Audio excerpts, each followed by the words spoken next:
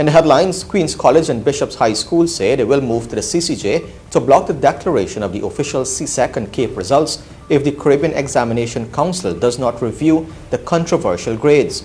Minister of Health Dr. Frank Anthony says the huge spike in Guyana's COVID-19 deaths is a global trend.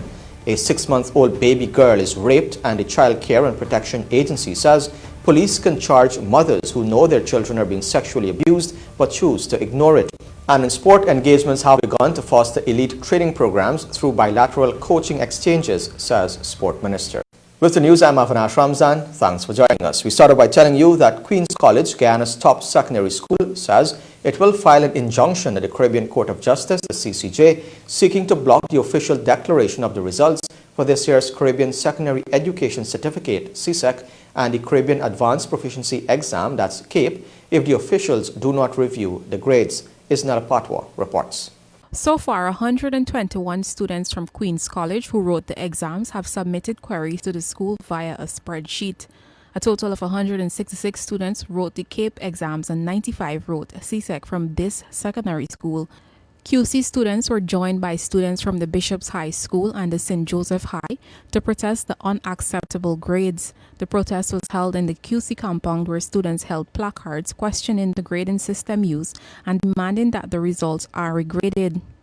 The examinations, which were held in July and August this year, were written under different circumstances due to the COVID-19 pandemic. The preliminary results were released on September 22nd, and hundreds of students have so far uncovered major discrepancies with their grades. Students in schools in other Caribbean countries have also complained bitterly of similar discrepancies.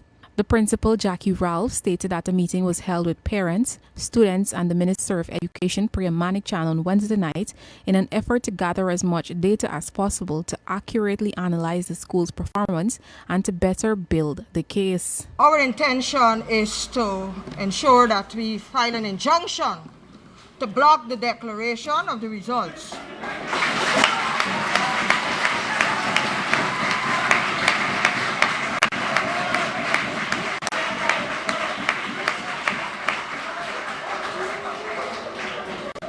We are not satisfied. We are not satisfied that what CXC has published as their preliminary results is correct or accurate. So we intend to pursue whatever avenue we have to. If it means that we have to go towards the legal way, we will do that. If it means that we will petition to remove this college from writing CAPE and CSEC, we will have to do that. If it means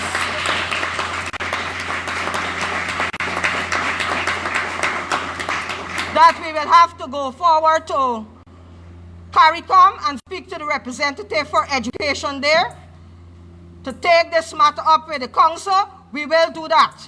I have been at the helm of this institution for the last 7 years. During that time, we've always been able to measure our successes and to celebrate the numerous successes of our students. However, this year, we have noted that our students' grades have shown many discrepancies and disparities.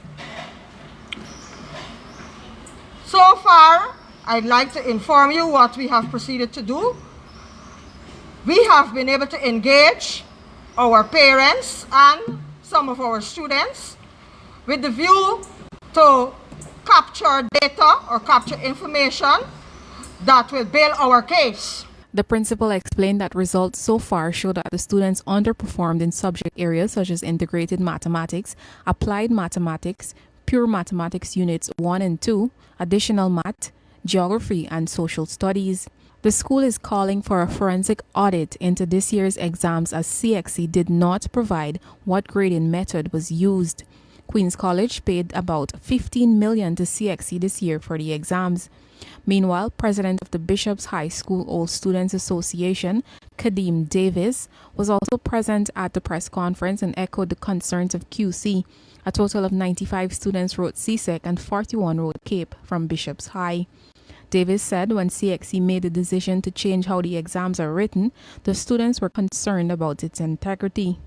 We demand justice, not only as the Bishop's High School All Students Association and for our students, but we demand justice for all of the students who sat this year's examination.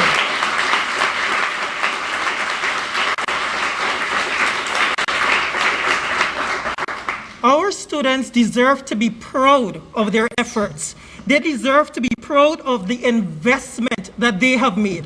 Yes. Today, many of them are not.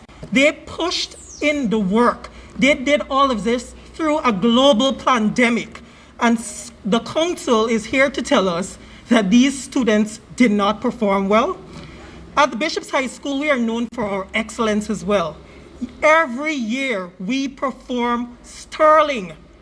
And this year, the council is telling us that our students have apparently failed. Additionally, external coordinator for examination at QC, Samantha Liverpool, said it was basically impossible to fail the exams.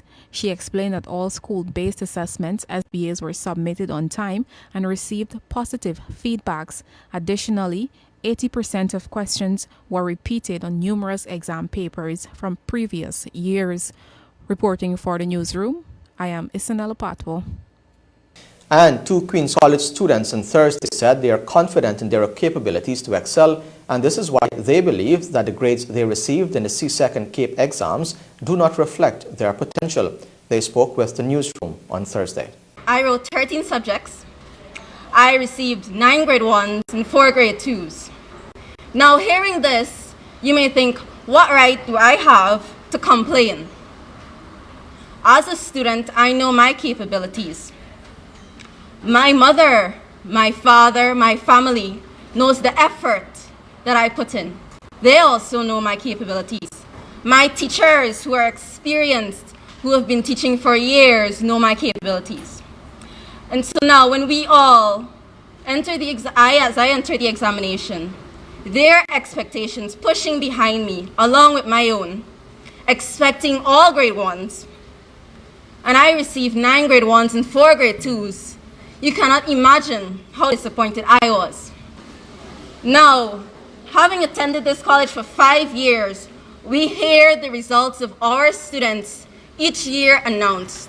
We hear the successes of our peers, of past students. We hear those results. A grade 5 from Queen's College. And now it's not just one. I have 3 students, 3 friends who wrote religious education, and they all received the grade 5. And now people may think, oh, QC, Queen's College, we're just on our high horses.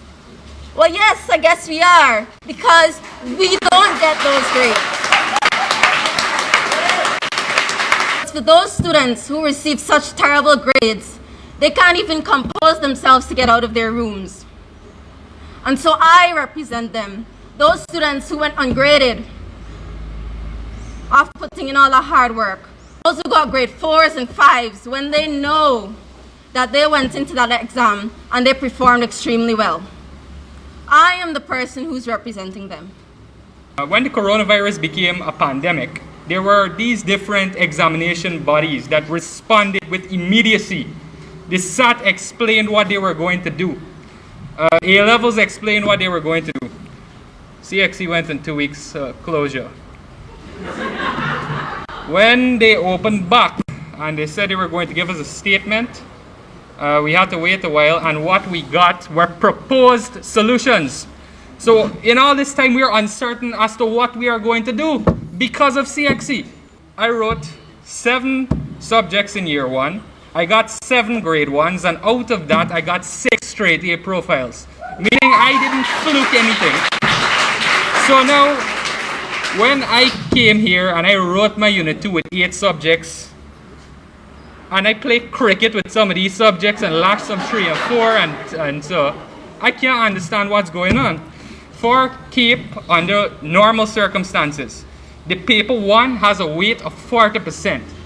The paper 2 has a weight of 40%, and the SBA has a weight of 20%. By the way, one of the subjects that I played cricket with was integrated maths. this is relevant just now. So now, when asked about what is going on, CXC said the weighting will be the same. Now, I want you to follow me on this one. If the paper 1 is worth 40, the paper 2 is worth 40, and we are not doing the paper 2, how will the weighting be the same? Who really got the 4? It can't be me.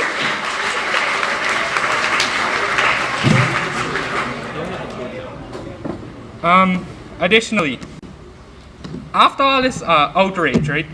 Because I know my abilities, I wouldn't go and get a 4 in integrated maths, and I know you know your abilities, and you wouldn't go and get those grades that you got.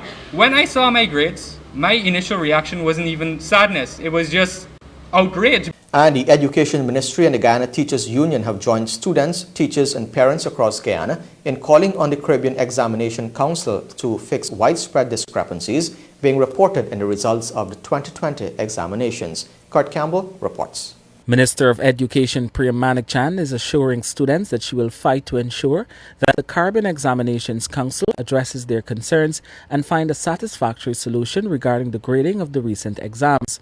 The minister has joined what is now a countrywide rejection of discrepancies in the Caribbean Secondary Education Certificate CSEC and the Caribbean Advanced Proficiency Examinations CAPE. We understand what happened here. The adults around you are fighting for you. Know that you are not alone. You're not alone. Your teachers are fighting for you. I am fighting for you. Your parents are fighting for you. The government of Guyana will be fighting for you. You are not alone. Do not despair. Do not feel desperate. Do not feel like your life is over, because it is not over. And so we ask all adults in this process who are related to these children to make sure that you offer maximum support during this period. CXC has already issued statements urging students to apply for personal review of their grade, a process that would cost students some US $30 each. This Manik-Chan has withheld her support for and insists that CXC finds a better solution and do so quickly. She said an investigation needs to be undertaken by the council. And it is too important and too serious and way too widespread for CXC to ignore it. An investigation has to happen into what happened here, and an investigation with a view to resolving the concerns that I believe are justifiably held by parents, students, and teachers. Now, CXC has put out several statements on their social media page suggesting that there are processes such as applying for a review, and while we accept that processes are important, this is a special time in the world. It is a dangerous time in the world. It is a traumatic time in the world. And CXC cannot be flippant about these concerns that are coming from an entire country and from other countries in the region. They cannot be flippant about it and just suggest to us that we have processes and you'll have to follow it. The minister was also joined in her call for CXC to address the concerns by her colleague parliamentarian and General Secretary of the Guyana Teachers Union, Coretta MacDonald, who was also asked the council to do more than issue press statements in addressing the concerns. And here we are now with our children who haven't worked so hard during all the crisis that we would have had during the pandemic. And we're still in the pandemic. And after having worked so hard, our children are now being disenfranchised. Let me say that for the use of a better word. Our children now are given willy-nilly grades, which should not be. And I would want to say that we're sending a signal to CSEC. Fix your business right, or we're going to fix it for you. We cannot allow our parents to make the kind of sacrifices they're making to ensure that their children are given the kind of attention and delivery by teachers, and at the end of the day, they are not rewarded for the sacrifices that they've made. And so CSEC, fix your business, or Guyana will fix it for you. She said the GTU had raised several concerns prior to the examinations, urging CXC to use this period to reform the exams. Manik-Chan has since spoken to the registrar of CXC and has expressed her concerns, while at the same time she has made efforts to speak with her minister colleagues in other countries. She said the ministry is still receiving more complaints and gathering information. The Minister of Education is going to aggressively pursue this matter with CXC in the best interests of the nation's children. Kurt Campbell, Newsroom. When in Newsroom returns, the Minister of Health, Dr. Frank Anthony, says the huge spike in Guyana's COVID-19 deaths is a global trend and a 6-month-old baby girl is raped. Stay tuned. Welcome back. This is the Newsroom. The Minister of Public Health, Dr. Frank Anthony, though concerned about the increase in the number of COVID-19 related deaths in Guyana, has assured that it is nothing strange from what is happening in other parts of the world. He believes, however, that Guyanese can do much more to flatten the curve, as he called for stricter adherence to the guidelines and restrictions. Kurt Campbell reports. Recognizing that just about 3% of the over 2,500 persons who have tested positive for COVID-19 in Guyana are now dead, Health Minister Dr. Frank Anthony has expressed deep concern for what is now a spike in COVID-19 related deaths over the last month. The minister said this spike in deaths is likely to continue unless Guyanese seriously consider and take the preventative measures to flatten the curve. This is not the Ministry of Health problem. This is a societal problem. Everybody got to be involved. So when you have people who are not complying with wearing masks, with taking social distancing, if people are going to go out and want to drink and go to parties and all of that, go to the seawall, congregate, all these things contribute to spread because we don't know who is an asymptomatic person who is spreading this disease. And when the guys go to a cook shop and stand up at the corner and they're having a beer while they wait on the food, you can get infected because you don't know who you're talking to. And we cannot overemphasize this information. Guyana recorded its first COVID-19 case and death on March 11, 2020. And while other countries have done well to flatten the curve, the situation here is worsening. 5 months after the last death, the total number of deaths had risen to 35 by the end of August, representing the beginning of a steady increase in deaths and positive cases. But in 3 weeks, the number of deaths doubled, now standing at 71 up to news time. This shows that within the space of a month, Guyana recorded the same amount of COVID-19 related deaths it recorded over the last 5 months of the disease being detected here. Anthony said the trend is similar to what is happening globally. These numbers, when you look at what is happening globally, these trends are similar in other countries, right? We, of course, we would prefer not to have any deaths, but the reality is we are having deaths. Dr. Anthony said a large amount of those deaths accounted for elderly persons and others with comorbidities, underlying conditions such as cancers, heart disease, HIV, malaria, tuberculosis, and diabetes. Minister Anthony said Guyana has begun using remdesivir to treat critically ill patients. But even with the worsening of the situation here, countries close to Guyana have recorded devastating figures in COVID-19 cases and deaths. A look at Guyana's neighbors would show that Suriname has recorded a total of 4,740 cases with 97 deaths. Brazil has recorded 4,555,068 cases with 137,272,000 deaths. And Venezuela has a total of 67,443 cases with 555 deaths. Kurt Campbell, Newsroom. The Child Care and Protection Agency and the police are investigating the sexual abuse of a 6-month-old baby girl. The director of the agency, Anne Green, in a statement to observe Child Protection Week, revealed that a baby girl was admitted to the hospital with signs of sexual penetration. Green lamented that persons continue to turn a blind eye on child sexual abuse. She revealed that an analysis of the data over a 3-year period shows that there is a drop in reports of child abuse during the period March to July 2020.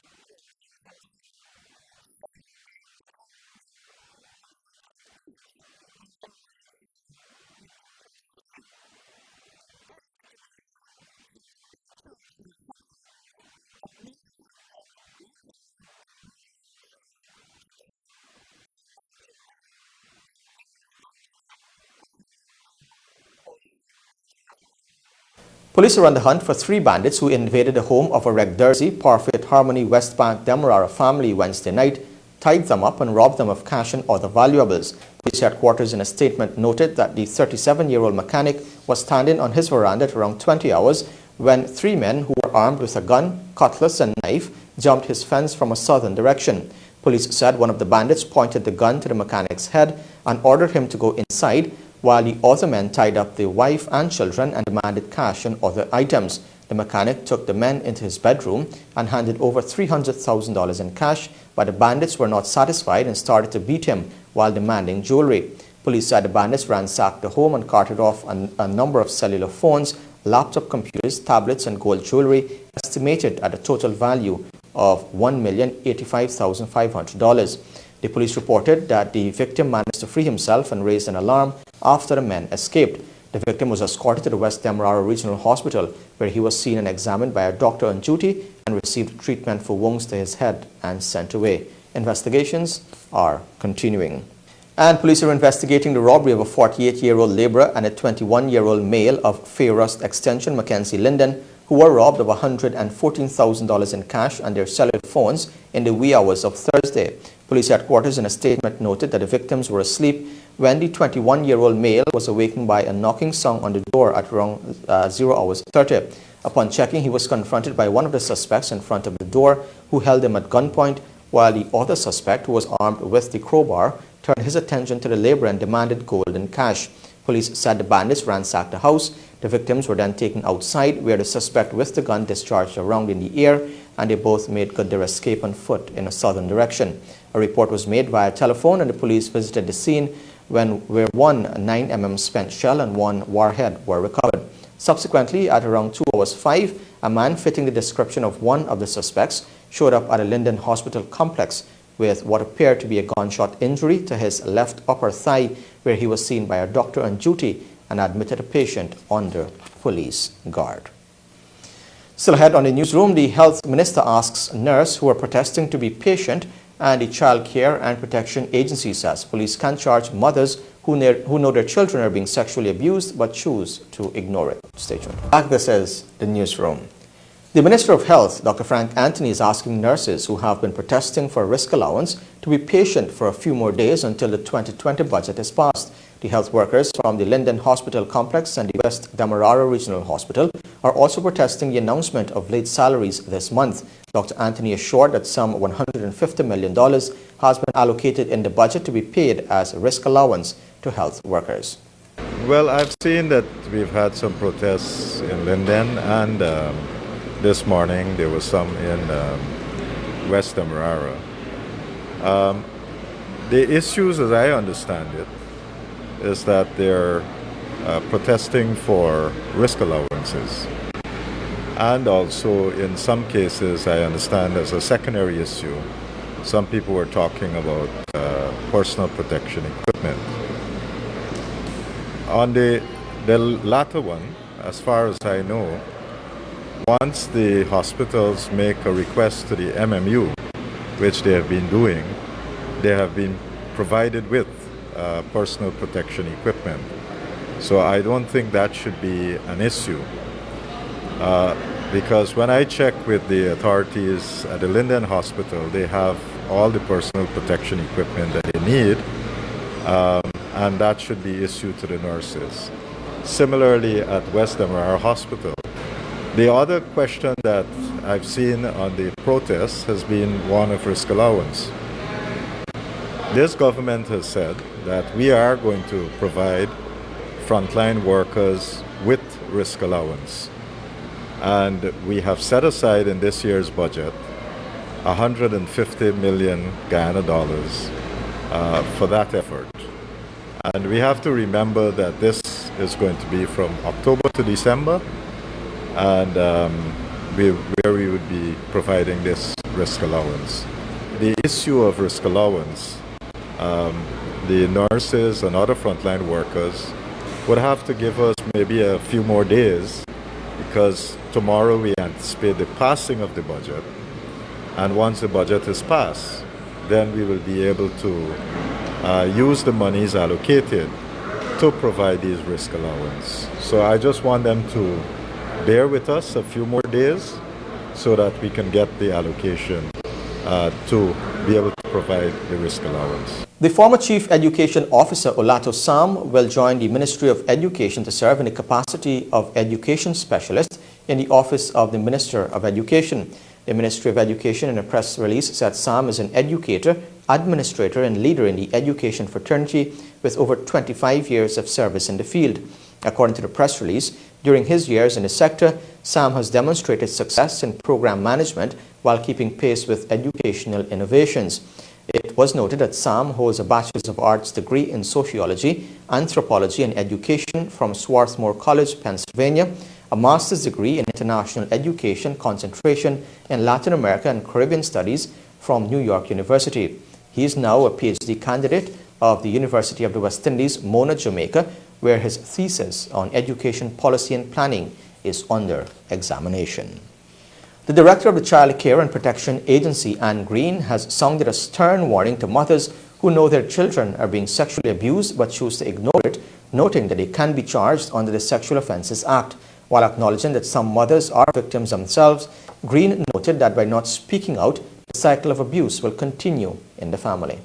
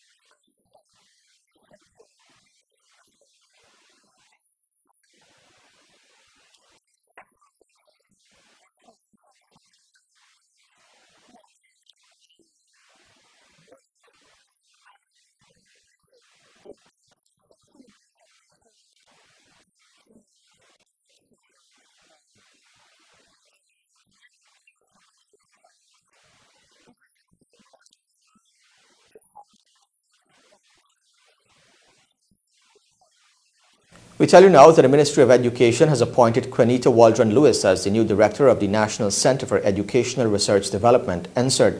A press release from the ministry on Thursday revealed that Mrs. Waldron-Lewis will take up her post on October 1, 2020. Waldron-Lewis is an education consultant and project manager by profession and has worked with the Ministry of Education to action positive change and development across the three key levels. It was further noted that in the various previous education leadership capacities, she has worked to build collaborative working relationships with education stakeholders nationally and regionally. The Education Ministry noted that Mrs. Waldron-Lewis holds a bachelor's degree in psychology and a master's of arts in child study and education from the University of Toronto. She has successfully worked with learners from pre-kindergarten to university levels. The financial, weather and bird reports along with sport are next. Welcome back to Newsroom. Now for a look at what's happening in sport. We're starting off by telling you that the three multi-purpose sport facilities to be undertaken by the government will be in Anne Regina, Albion and Linden, according to the Minister of Sport, Charles Ramson Jr. Grilled by opposition members about the details of the project during the consideration of the budget estimates on Wednesday, Ramson Jr. said that the facilities would be located at the Anne Regina Community Centre in Region 2, the Albion Sports Complex in Region 6, and the Mackenzie Sports Club in Region 10. We're at the stage where we're doing concept notes and proposals and the design. We're hoping that we will be able to get through this process over the next 3 months so that we can start with the budget allocations for the coming year. The idea is that these facilities are not only going to have seating like a stadium, it's also going to have an indoor facility where they can play sports like basketball and table tennis, etc. And then on top of that, too, the grounds are also going to be upgraded to the international level, where you're not going to have the problems with drainage, etc. And you're going to have the day-night capabilities, so that you're not only catering for games and grounds or sports to be played during the day, they're also going to move that into what's very similar to what's capable of being done at the Providence National Stadium. Stadiums and parks, etc., don't require feasibility studies. It is a policy government decision so that people have accessibility to facilities. It is unfair for the people of Region 4 to have access to an aquatic center, a national stadium, cultural center, a whole bunch gymnasium, 2 gymnasiums. All of these things are happening in Region 4, and places like Region 10 and Region 2 and Region 3, Region 6, they're not getting it. In fact, it should be all across the country. And this is just the stage to be able to get that. And while noting that facilities are important, the Sport Minister Charles Ramson Jr. says elite training programs are necessary to push athletes to the next level. Addressing the Parliament this week, Ramson Jr. said he is already engaged with the ambassadors for China, India, the United Kingdom and Cuba for bilateral coaching exchanges to aid in this regard. Coaching is only a part of the program of developing talent, especially as it relates to sport. You see, and I know we have a little bit of time, so we're on this. I want to explain to you the understanding what's the process that we're going to be driving to develop sporting talent. When you're competing in sports, you're not just competing in your village or your town or your community in sports. You're competing against the world, because sports is a business. It's not just a pastime. It's not something that we love doing. It's not something that people do just to take them away from antisocial behavior. It is a pastime. It is all of those things, but it's also a business. And we have a lot of talent here in Guyana. There's a lot of people young kids that don't just want to grow up to be Shivnarine Chandrapal or Ramnaresh Sarwan or the player Christopher Barnwell, whoever. They want to grow up to be Kobe Bryant. They want to grow up to be Messi. They want to grow up to be all kinds of different sports of being able to play at the top level. How do you do that? We have to drive the development of talent by the science of developing talent. That's why when I started off, I said that tournaments is going to be an integral part of the process of widening the pool so that we can get more people participating in competitive sport. So that's the starting point. Second, when you are able to identify talent coming out of when you're able to identify talent coming out of those tournaments, you then pair them up into the elite programs. The elite programs then is where you see the engagement of the facilities, the real kind of world-class or the higher level kind of facilities. But the facilities alone and the access to the facilities alone, that doesn't help to take your talent from whether it's good or above average into the level of great. What it requires as well is a program. And a program is where coaching comes in. What I've done already is that I've started to engage with the ambassador for China, the ambassador for India, the ambassador for the United Kingdom, or the High Commissioner for the United Kingdom, and one other. And what we've started to discuss, in Cuba, what we've started to do is to discuss how do we get coaches from there into Guyana, and how do we get our coaches trained on their programs, so that when they come here, when their coaches come here, or our coaches go there, get trained and come back, they then participate and implement the elite training programs that can take their game up to the next level. Because the jump between being a good talent and a great talent is huge. It's huge. And the market, the sports market, which operates, as I said, as a business, they don't reward just good talent. They reward the great talent, and they're competing on a global basis. The programs, facilities alone can't do it. The programs have to exist to be able to drive that talent into the level of being great, so that we can look at the television someday and look at those young people who have gone on there and they have become world-class and world-class champions and get Olympic medals, and that is where we want to be. We tell you now that the interim head coach of the West Indies women's team, Andre Coley, is adamant that for the Caribbean side to stay alive in the series against England's women, their batting needs to show greater intent and consistency. West Indies have lost the first 2 of 5 T20s against the host nation. More from Akim Green. The series thus far seems to be all about numbers, as West Indies women have lost both of their matches by 47 runs, while chasing. More so, only 2 West Indies batters, DeAndre Doughton and Stephanie Taylor, have made it into double figures this series. In the first match, 17 extras outscored 10 batters. Though the recent form of West Indies women suggested this would have been a tough series, the 18-member squad features 14 of the 15 who had attended this year's World T20 in Australia. However, apart from Taylor and Doughton, the batting becomes brittle, especially of late the talented Hayley Matthews is not struck form. Ahead of the third T20 International on Saturday, Coley hopes for a change in the approach by the batting group. Around consistency and intent, starting the first game, we were able to pull back England after they had a very good start. In this game, we also we were able to pull back in the middle, or spinners did well to pull back in the middle, and the last 5 was really what cost us. Got scored 50 runs in the last 5, which pushed them past the score that we were actually looking at. We figured we could have restricted them for somewhere around mid 130s. And then just to start with intent in the batting, be brave, and then keep going right through the innings.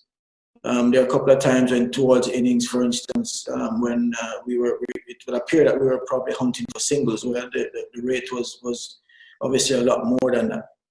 So it is about really just starting with that intent and right through the innings, maintaining that, regardless of the situation. Obviously, we have to take the game situation into consideration, but starting and maintaining that intent throughout. I think we have done that in our fielding. We've had a lot more intent in our fielding and been pretty consistent throughout. We can transfer that in our batting, then we'll be a lot more competitive. Coley also indicated that they might consider different options for the next match. So we have a selection discussion with the chairman of selectors who's here with us on tour at the end of each game, and obviously we will review this game and then discuss the combination for the next match. I suppose when that game comes around, you'll see the combination. More so, Doughton, who has been extremely successful against England, taking 9 wickets in 4 matches with her medium pace, has not bowled a ball yet, owing to a recovery program from injury. She's recovered from injury. It's no secret that our players haven't been able to do much for a very long time. And DeAndre is on a back to bowling program, so she started that whilst you were here. So she's still on that. We need to make sure that she's 100% to be able to bowl competitively. And she has been doing bowling work behind the scenes during training. And we are comfortable in terms of where she's at. But we want to make sure, that long term she's okay and she can actually bowl at the intensity that she wants consistently, and not just for a game or 2 games. But we're happy that healing is there. It is really now just getting her back into bowling, making sure that her lines are good, and that she's actually 100% to bowl. The 2020 International on Saturday is from 8 hours. For the newsroom, Akim Green.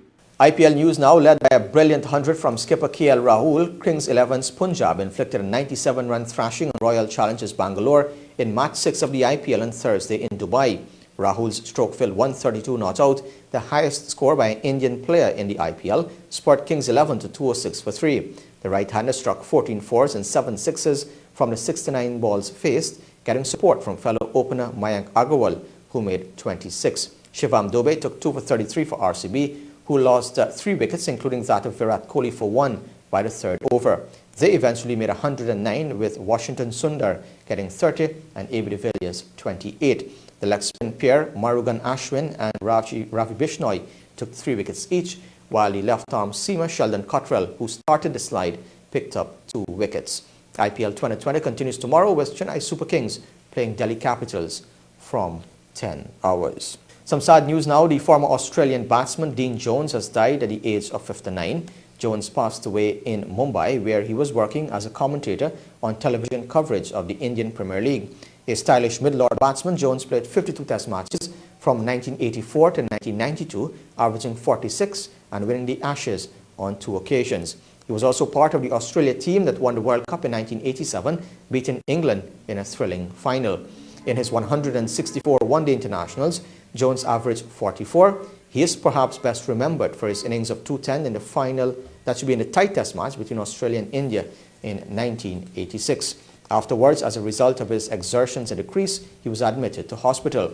Jones also had spells in county cricket with Derbyshire and Durham, and after retiring from playing, he had further careers as a coach and broadcaster.